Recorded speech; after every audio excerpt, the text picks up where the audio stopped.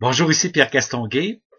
Permettez-moi de continuer dans mon vlog concernant mon enfance qui s'appelle Le Dieu des Grecs, en vous parlant d'une personne qui a été incommensurablement importante sur mon développement intellectuel et mon développement émotionnel dans mon enfance, qui s'appelle Alice Verdoni.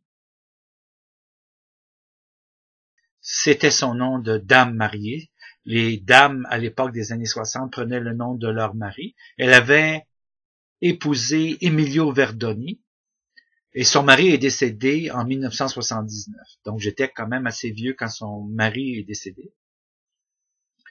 C'était un Italien de Montréal qui était un homme d'un grand calme, d'une grande paix. C'était un homme de l'intérieur qui ne parlait pas beaucoup. Je me souviens que c'était un fumeur de cigares. C'était un homme qui était très dévoué auprès de sa femme et sa fille, Ginette. Je me souviens qu'il avait fait une immense maison de poupées en bois pour sa fille. C'était de toute beauté de voir ça. C'était un homme qui était malade du cœur depuis des années et qui a fini par mourir d'une crise cardiaque parce qu'il ne se plaignait jamais. Je me souviens que son épouse Alice me disait que, par exemple, il saignait beaucoup lorsqu'il allait aux toilettes et il perdait de grandes quantités de sang et elle lui disait « Émile, va te faire soigner. Émile, c'est dangereux.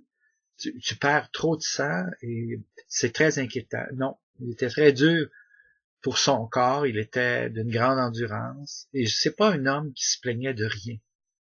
Mais elle avait beaucoup d'inquiétudes par rapport à la santé de son homme. C'était un homme aussi qui était permissif parce que tante Alice s'ennuyait beaucoup à la maison, et comme lui ne jasait à peu près pas, c'était un homme de l'intérieur, un introverti, il lui avait promis qu'elle pourrait avoir des loisirs à l'extérieur. Et ils avaient convenu ensemble, parce qu'elle adorait danser, et Émile n'aimait pas ça. Elle allait dans des cours de danse sociale, dans des groupes de danse sociale, et elle a dansé toute sa vie, même à un âge très avancé. C'était une passionnée de la danse. Elle est née sous le nom de Alice Ouimet, c'est son nom de jeune fille, et elle est née un 10 décembre 1911 et elle est décédée le 7 mars 2008. Et elle a été enterrée au cimetière Notre-Dame-des-Neiges à côté de son mari. Alors, c'est une femme qui a vécu longtemps, mais elle avait de quoi vivre longtemps parce que c'était pour moi un maître à penser en matière de santé. C'était une dame des bienfaits de la nature. Et c'était la première personne, moi qui étais maigre comme un casseau, c'était la première personne qui m'a appris l'importance d'une bonne alimentation, d'une saine alimentation.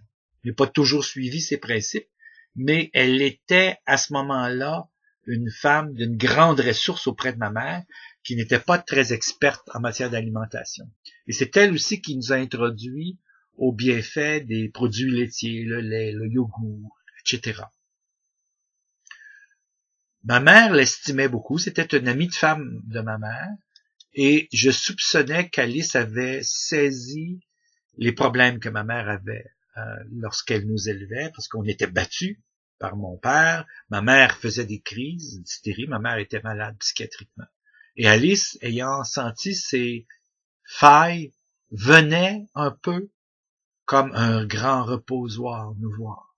Et elle mettait de la joie dans notre cœur. Elle avait toujours des cadeaux pour les enfants, des livres de contes, quelquefois des bonbons. La plupart du temps aussi, elle amenait ce qu'elle appelait ses nylons, c'est-à-dire des contenants pour la conservation des aliments. Et elle montrait à ma mère comment s'organiser pour faire de la bonne nourriture, c'est-à-dire de la nourriture plaisante, avec les restes. Donc, la réutilisation des restes. Grâce à tante Alice, parce qu'elle m'a invité en 67 à passer une semaine chez elle, nous qui étions très pauvres, connaissions peu d'aliments, j'ai découvert avec elle, à l'Expo 67, la quiche Lorraine. C'est elle qui m'a fait boire mon premier lait frappé à la fraise, donc ce qu'on appelait dans les années 60 les milkshakes. C'est avec elle que j'ai goûté ma première pizza. C'est elle qui m'a fait goûter pour la première fois de la crème de brocoli, du gâteau au fromage. C'était donc, Tante Alice, une espèce de fée magique. Quand on parle de bonne fée dans les contes d'enfants, là, qui se pense au-dessus du lit d'un enfant, c'est exactement la définition de Tante Alice.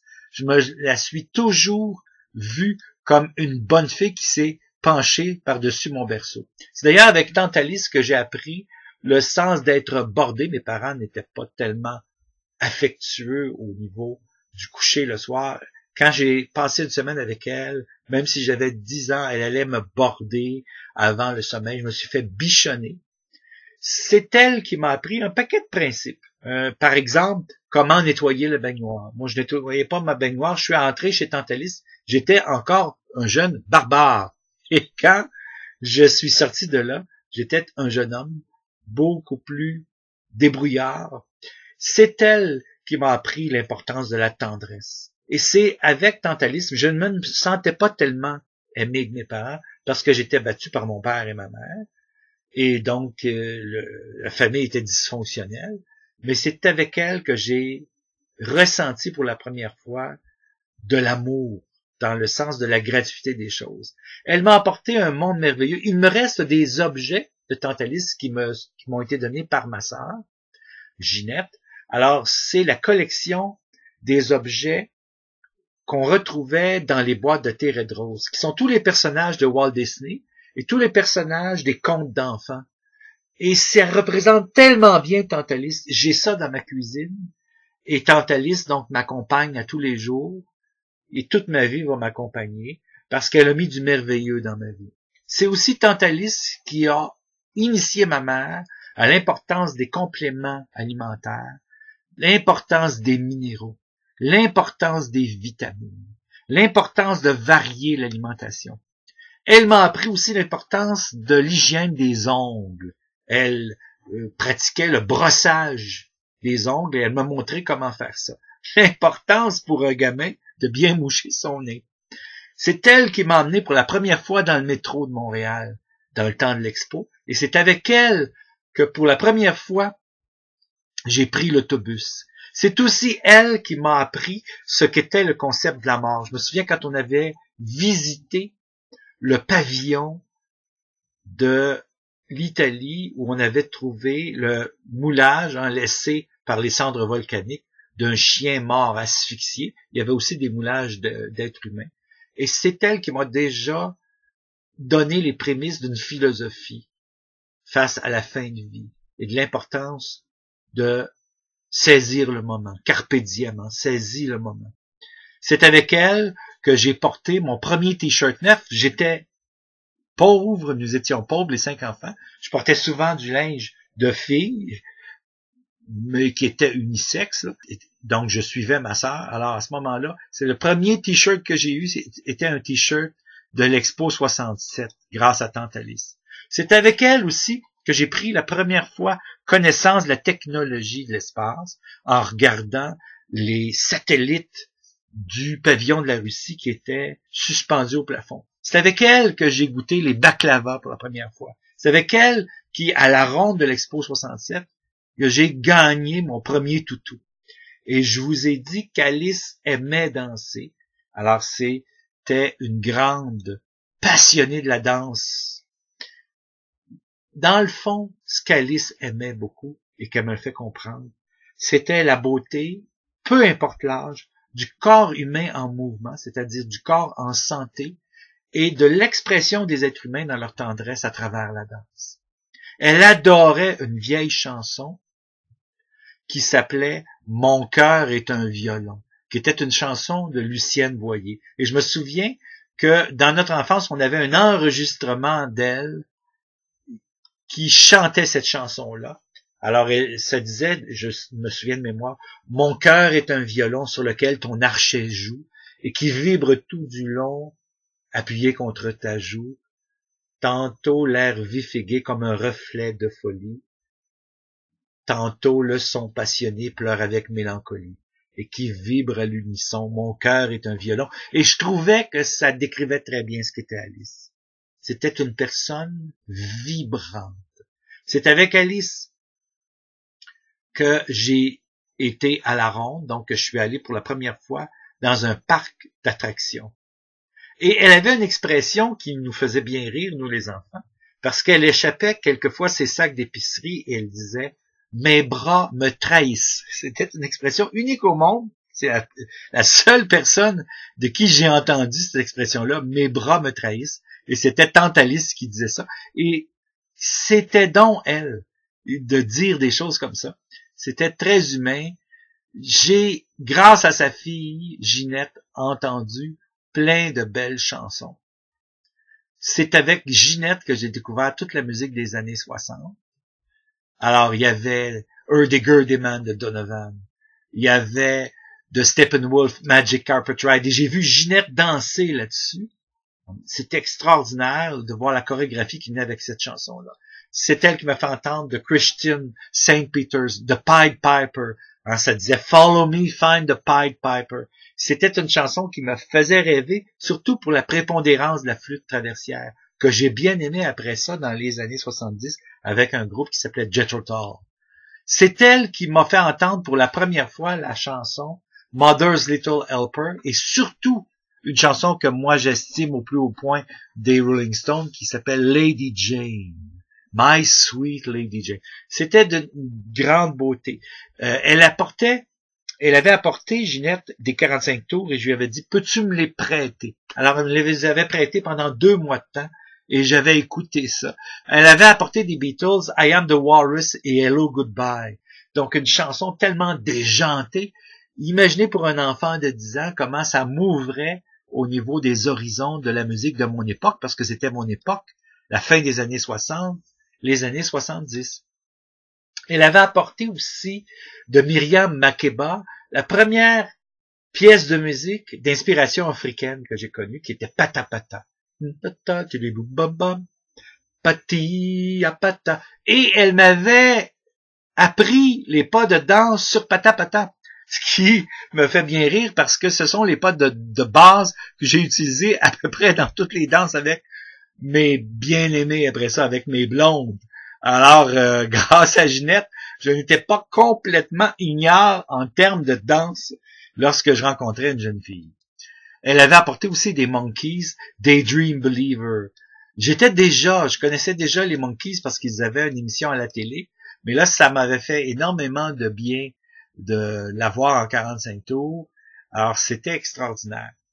Revenons à Tante Alice. Tante Alice, ce fut la grande initiatrice de tout.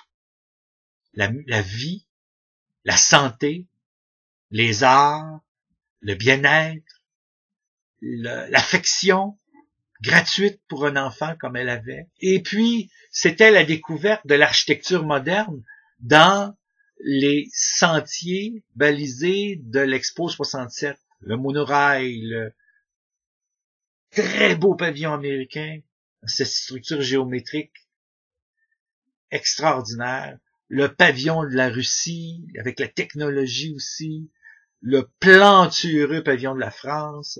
Je me souviens aussi des feux d'artifice à l'Expo.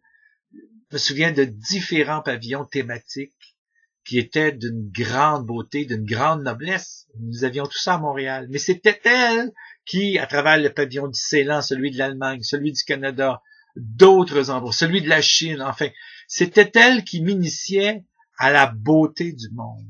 Et ça, c'est extraordinaire. C'est extraordinaire d'avoir été, à partir de ces îles de l'Expo 67, initié à la beauté du monde grâce à Alice. Donc, Tante Alice, c'est peut-être le personnage qui a été le plus libérateur de mon enfance. J'étais très, très souffrant, battu à l'école, battu à la maison, ça allait pas bien, la famille était dysfonctionnelle, et elle est arrivée dans ma vie, et elle a vu cette fragilité, mais ces capacités intellectuelles que j'avais comme enfant, cette ouverture que j'avais aussi comme enfant. Elle m'aimait beaucoup, et je l'aimais beaucoup, et bien qu'elle soit décédée, je l'aime encore et je l'aimerai toute ma vie. Alors, regardons ensemble l'ouverture à l'art que Alice a réalisée dans ma vie.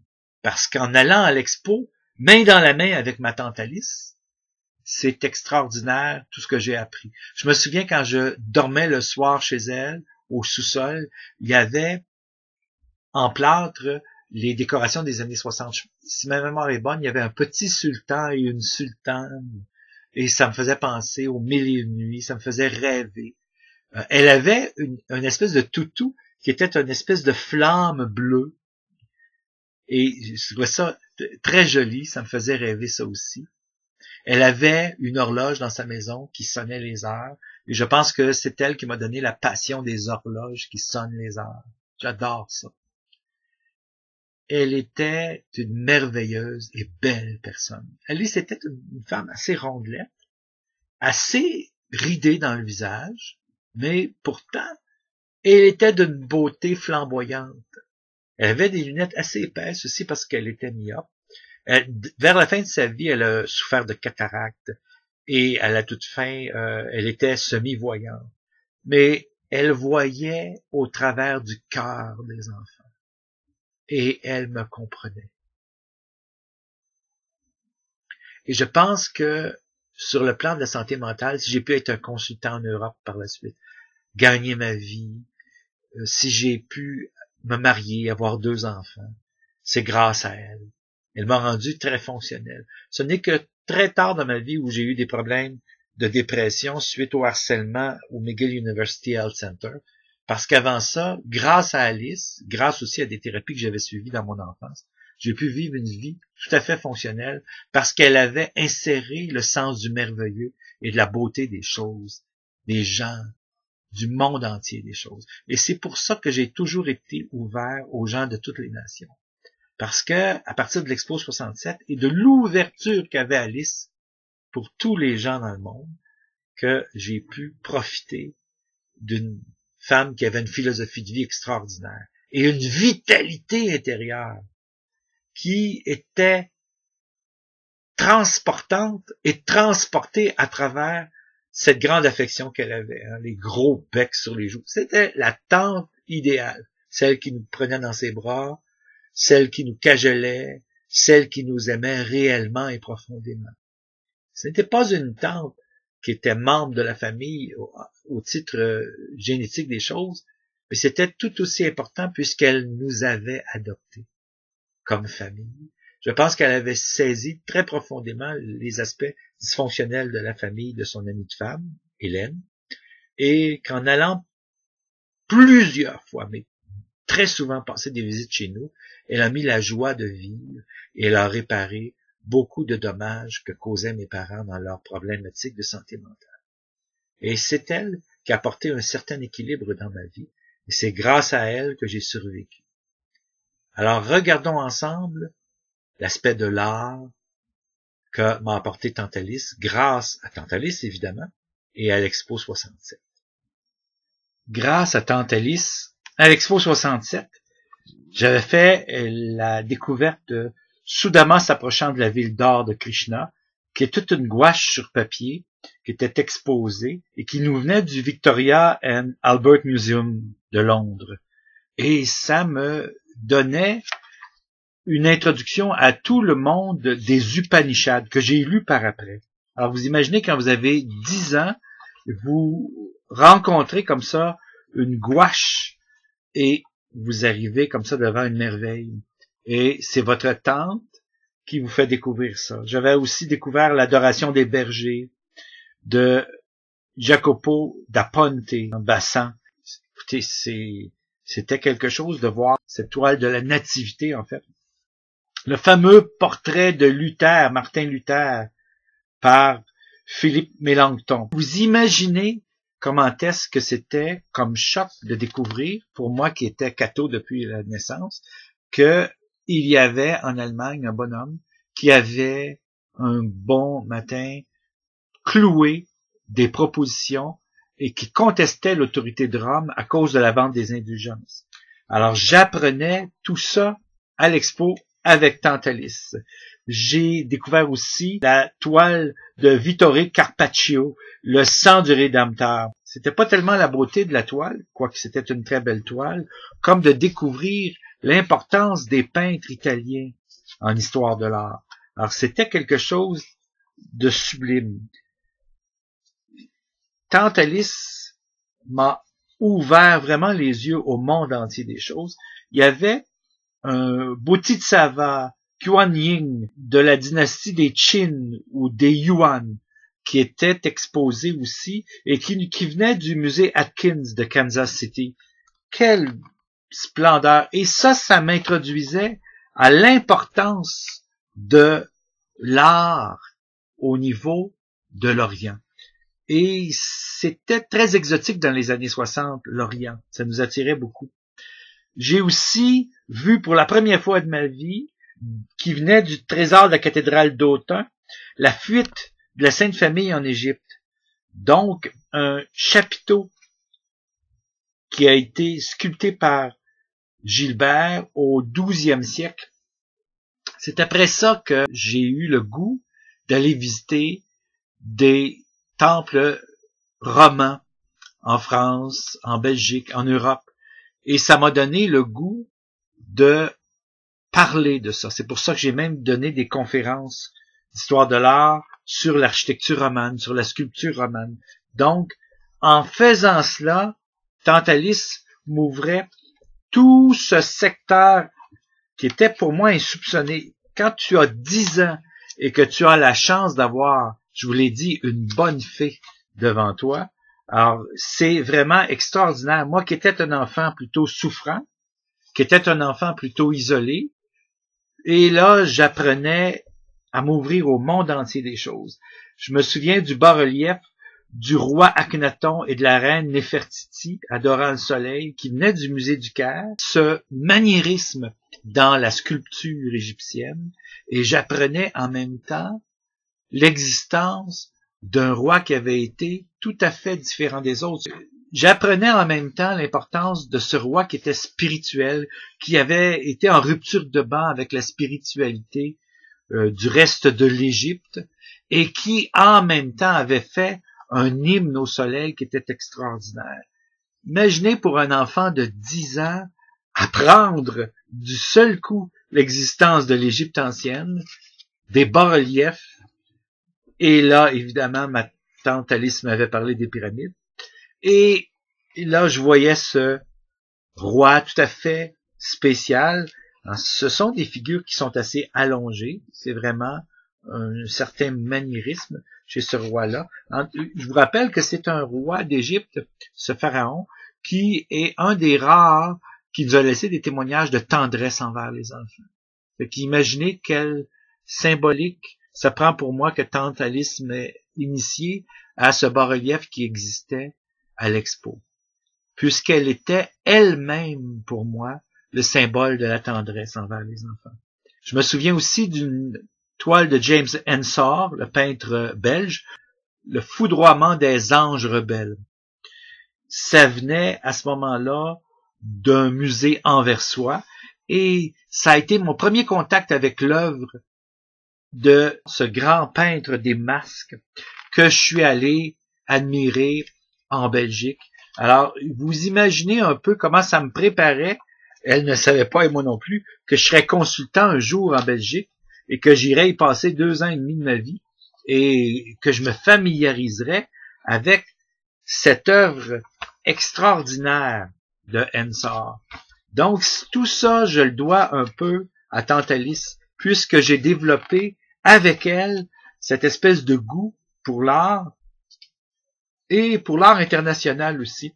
Il y avait un bas-relief à ce moment-là qui était vu à l'époque de l'Expo 67 comme un génie protecteur, qui était en fait un griffon et qui datait de l'époque assyrienne, là. Donc le 9e siècle avant Jésus-Christ. C'est extraordinaire de faire ce contact avec une culture aussi ancienne. Et c'est un bas-relief qui nous était prêté par le Louvre.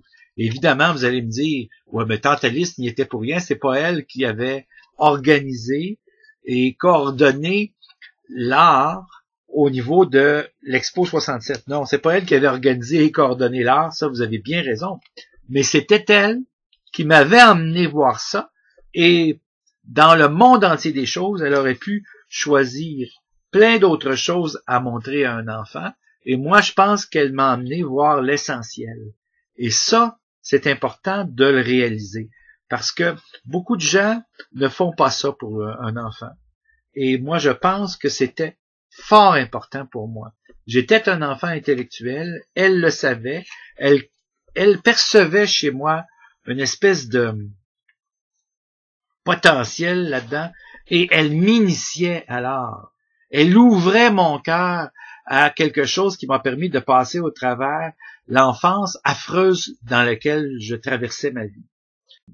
Je me souviens aussi de cette statue qui était sculptée de Giovanni Bologna, le fameux Mercure de Giovanni Bologna, qui était prêté du musée d'art de Vienne et qui nous permettait d'être vus à Montréal. Et c'est là qui fut mon premier contact avec la mythologie romaine. Et je trouve que d'avoir connu comme premier dieu de la mythologie romaine, le dieu Mercure, c'est quelque chose de fascinant. Ça a peut-être donné un essor à ma vie intellectuelle. Alors Mercure, ce messager des dieux, de la légèreté, du transport des choses, des nouvelles et de l'information. Alors moi, ça m'a marqué énormément, énormément. Alors, c'est dire comment souvent une personne qui a du sens auprès d'un enfant peut transformer sa vie et faire de sa vie quelque chose de merveilleux. Avec Tante Alice, j'ai ouvert mon horizon. Je pense que j'étais assez barbare à 10 ans. J'étais comme bien des petits garçons de 10 ans, là, beaucoup plus près des clous rouillés qu'on trouve par terre, des batailles d'araignées, et beaucoup moins près de la beauté de l'art, de la beauté de la vie à travers du regard extraordinairement transformateur des artistes. Et pourtant, on avait sous la main un phénomène international d'une grande beauté qui était justement l'Expo 67. Et elle a saisi ce moment-là pour m'initier à l'art. Je me souviens du contrat de mariage aussi qui était prêté par la National Gallery de William Hogarth. Alors, quelle belle toile encore une fois.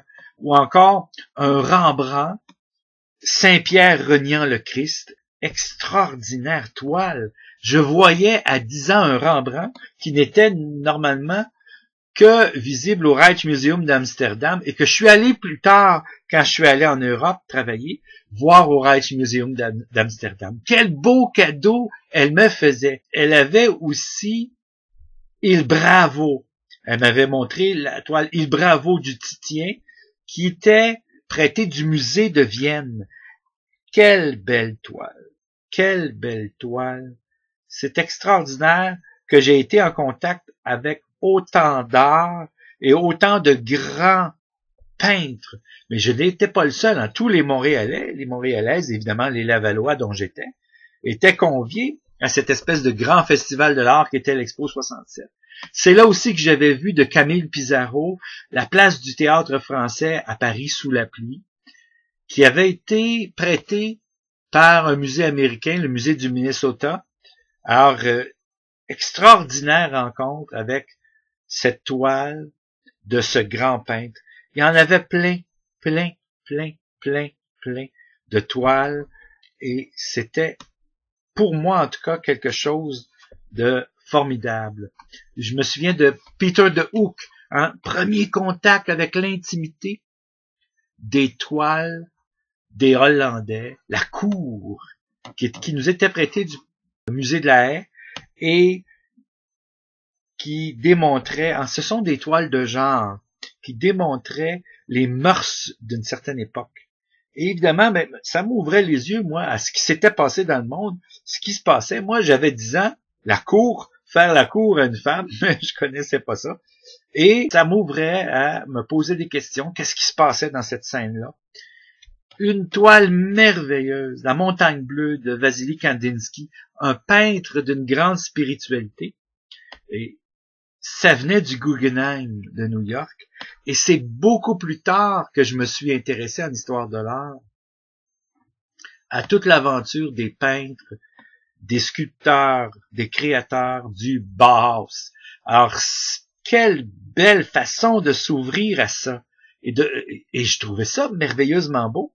Je trouvais ça merveilleux. Et ça, c'est unique au monde. Il y avait aussi la fameuse toile Matamoe, le paysage au pan de Paul Gauguin. Alors, incroyable, incroyable. Et ça nous venait du musée Pouchkine de Moscou.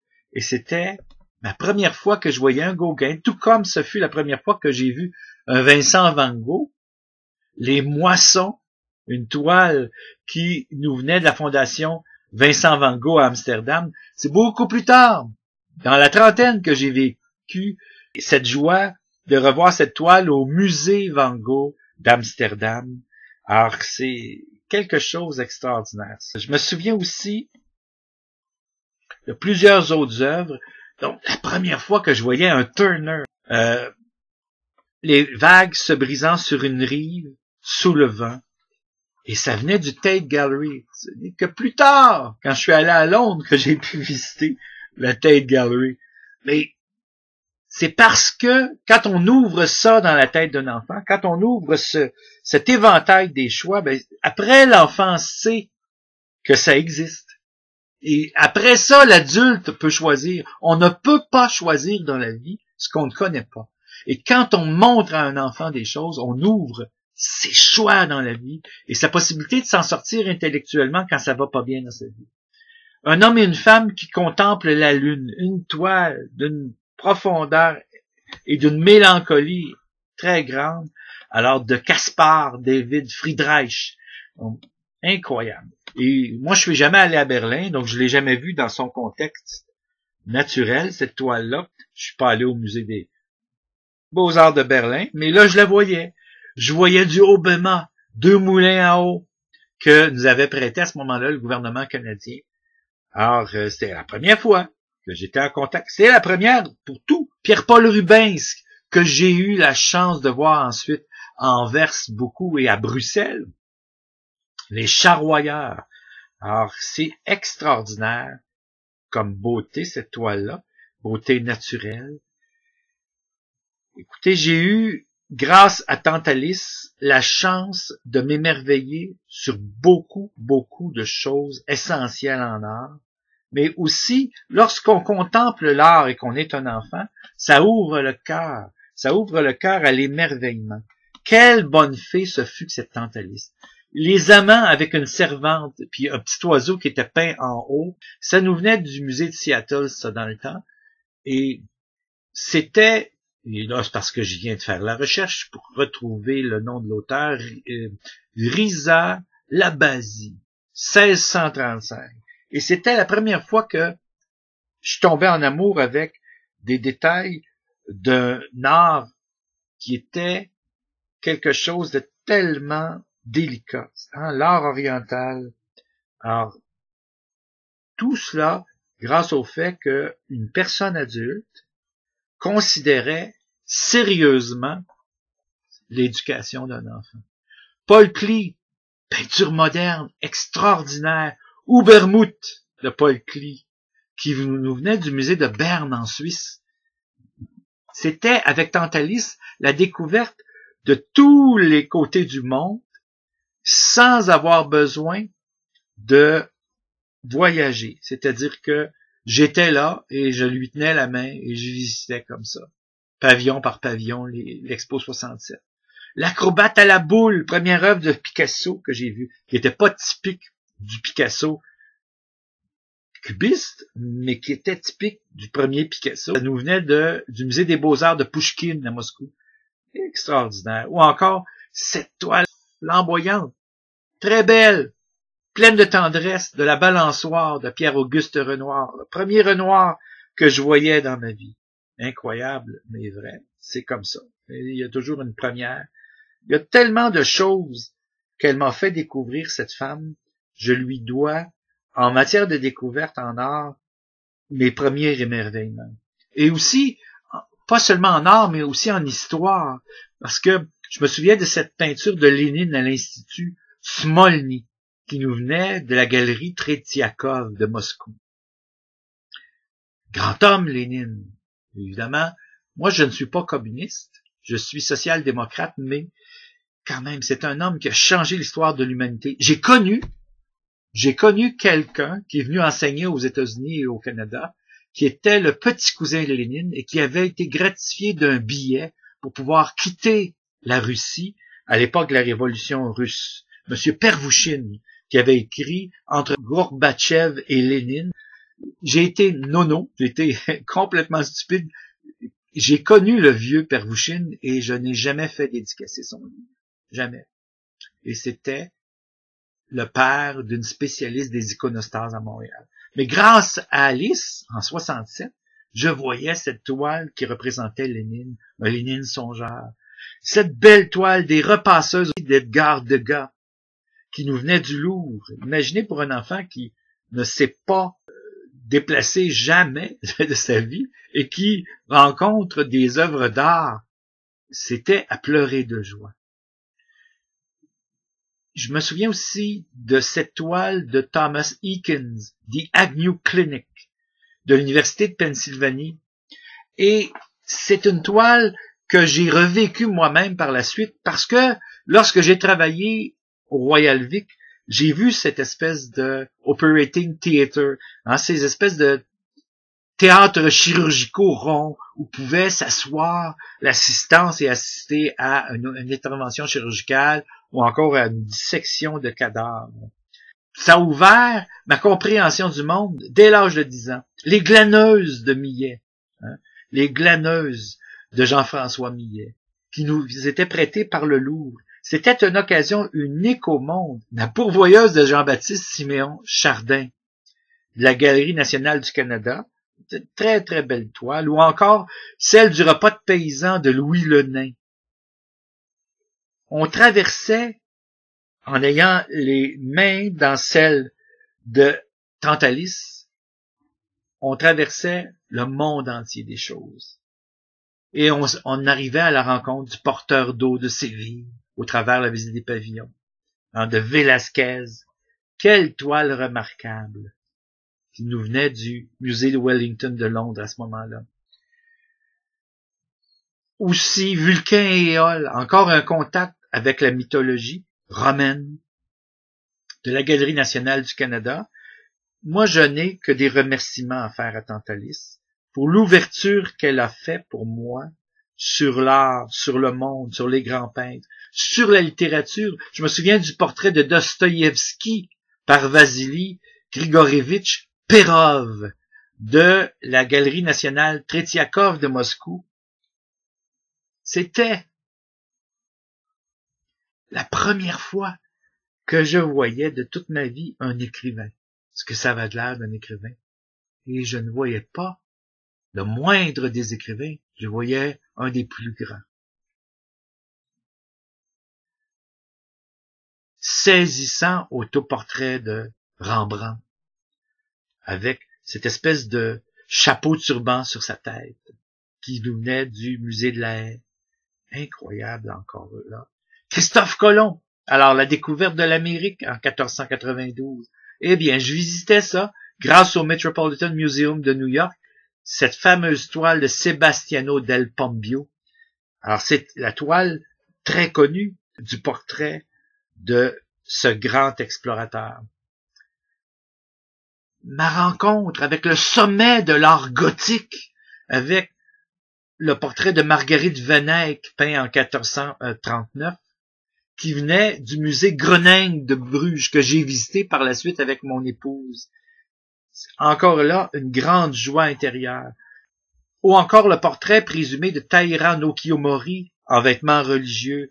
Toute la rencontre entre cette sculpture d'un temple de Kyoto et la spiritualité orientale, c'est extraordinaire, encore une fois. Ça prend, dans la vie d'un enfant, des gens pour être capables d'ouvrir les portes de la connaissance, de la conscience, du savoir, de la curiosité à apprendre les choses. Et ça, c'est essentiel. Alors, voilà ce que Tantalis a fait pour moi au niveau de l'art.